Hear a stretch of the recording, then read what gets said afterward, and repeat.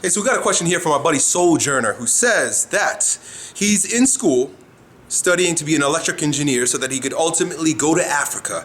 And he says he wants to build wells, feed families, plant irrigation systems, and deliver people from oppression, etc. Very admirable. He's in college though, and he's studying electrical engineering as a means by which he will ultimately fulfill this goal and his passion to serve those who are oppressed in that particular way.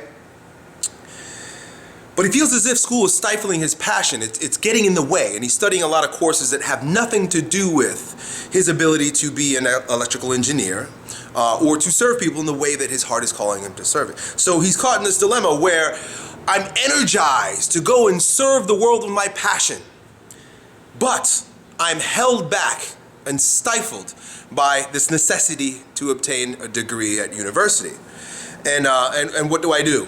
Look, I'm not going to tell you what to do, because if you've watched enough of my videos, I'll say damned if you do, damned if you don't, and that's always the case. It really doesn't matter what you do, it's who you're becoming. But I'll share a perspective with you that's been fairly helpful to me and many others. I believe it was attributed to Mark Twain, and he goes on to say that I never let schooling get in the way of my education. Schooling and education are two totally different things, because I can tell you that if you decide to buy a one-way ticket to Ghana right now, you'll be educated. You can get all kinds of fucking education.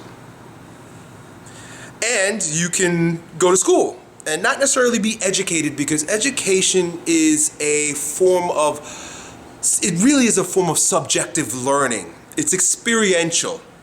What we call education really is schooling, which is memorization and manipulation. It's conditioning for society. It's conditioning for what the demands of civilization, which is rooted in economic machinery, has set forth for us.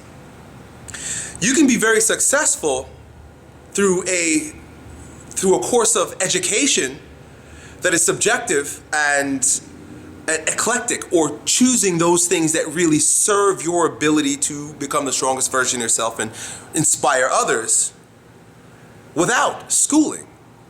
Now, the economic machine that we live in, the matrix, if you will require that you have met certain standards, their standards, in order to present with a form of competence that they would like you to have, and most of the ability to present with that level of competence, i.e. a piece of paper that says you're good enough, really requires a lot of jumping through hoops and a lot of masturbation work. Like you say, you're in engineering, but they're making you take classes that have nothing to do with engineering because it's supposed to make you well-rounded, as if you didn't go to high school and these things. And that's his complaint anyway. So my invitation is to consider that you're going to grow stronger as long as you're subjecting yourself to potent experiences, that you're navigating with a level of awareness that allows you to learn from your experiences. In fact, I truly believe it's the most visceral, the deepest form of learning. It's through doing. We sit in classrooms and we receive information and idea through auditory and visual means, and then we're asked to use only one of our mental capacities, which is mainly our ability to memorize. It's so much of it is memorization. Some of it is analytical skills, but really very, very little of it is kinesthetic. Very little of it is creative. Very little of it is experiential in this way. So I don't care. I don't know what you need to do. My invitation is to become the strongest version of yourself, but through any means by which you feel compelled. But don't feel as if you have to do anything because the world has led you to believe that you have to do it, and that you will be lacking in some particular way or some authentic way if you don't.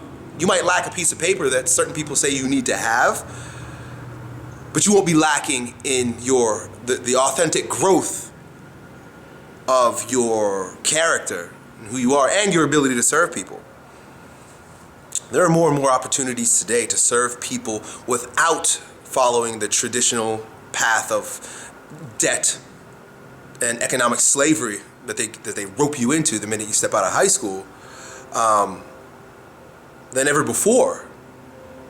You want to liberate oppressed people. Well, start today by liberating yourself from the oppression of debt and economic slavery that every single one of us are subjected to. And if you think you're not, try not paying your taxes, right? And that student loan that you got, try not paying that back. Your grandkids will pay that back. You're a slave.